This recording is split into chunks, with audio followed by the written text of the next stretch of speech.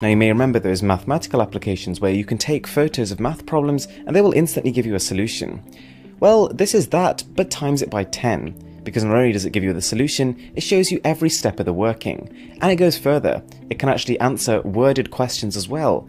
You simply take a photo of the word and it can give you a detailed answer. It can give you a Q&A. It can give you a video answer, or it can even give you diagrammatic representations. It's genuinely incredible. So I'd say the next app is innovation at its finest. This is decision crafting, and what it does is it tries to mathematically solve your real-life dilemmas. So it could be anything from which meal to cook today to which holiday destination to choose. So when you're setting up the problem, you tell the app the things that matter to you. So it could be the amount of time required to cook a dish, the number of ingredients it has, and how healthy it is. You'll then tell it stuff about the individual choices. For example, you could say pizza is low on the health scale, but is very good on the time scale.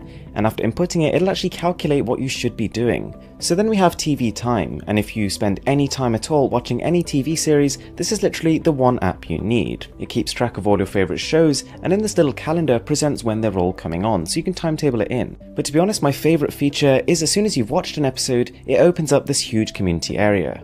You react to it, people film their own reactions, people chat about the show and what's just happened in it, and it's a great way to not only meet people, but to also gain some perspective. It makes you really immersed in the whole TV experience. It's a really cool idea. The app understands the kind of TV you'd like and recommends shows accordingly, and you've also got your own profile where you can follow people, keep on top of what friends are watching, you could even follow what I'm watching. Next up, an icon pack. This is Material Cards, and it has to be up there in the top 5 icon packs I've ever used. Not only does it completely change the shape of every single one of your icons into this rather unusual rectangular shape, which keeps things fresh, but at the same time there's quite a large variety of well-designed, high-resolution, colourful, vibrant and material icons already there. For the ones that haven't been coded, they don't look too unnatural, to be honest. So whilst this is not a typical application that I'd feature, Posteroid did really catch my eye. Essentially, it's a way to make posters very, very quickly. You can simply head on to Google Images, download any image you want, or even use something from your gallery, and it'll automatically use some color filters to make it appear more poster-like. You can then simply start typing, and it'll automatically format your text to make it look more professional.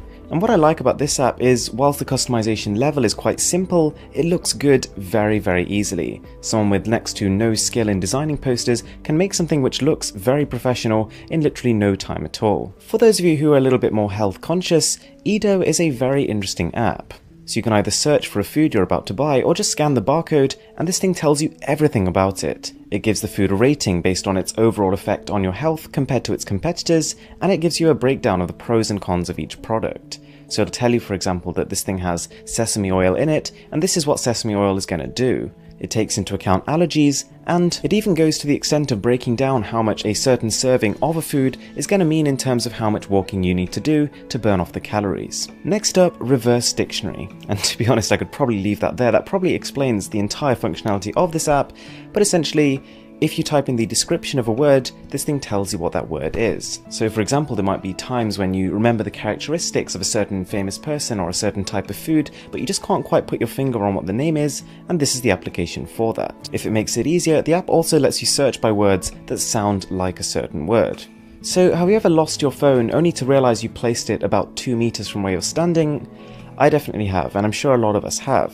And this application is essentially meant to stop that. Once installed and turned on, if your phone detects any whistling above a certain volume, an alarm will automatically start ringing.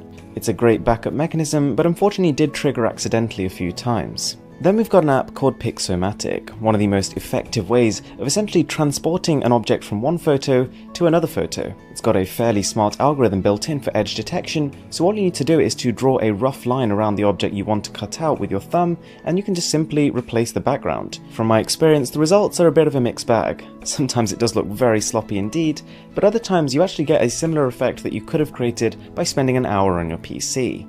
Aside from that, it does do some of the other basic tasks that you can do on other photo editors, but nothing too fancy. For those of you who are big users of ZuperWidget, the Origami Pack is quite a nice addition. It is a set of clean widgets meant to look like folded paper that fit really well in any flat material setup. Now, scrolling through, there are absolutely loads of colourful, vibrant and interesting shapes to choose from, but the only problem I had with this is that when you're trying to resize them, some of them actually go a bit wonky. Anyway guys, I really hope you enjoyed the video. I've got tons more stuff like this. With that being said, I'm Mr. Who's the Boss, and I'm signing out.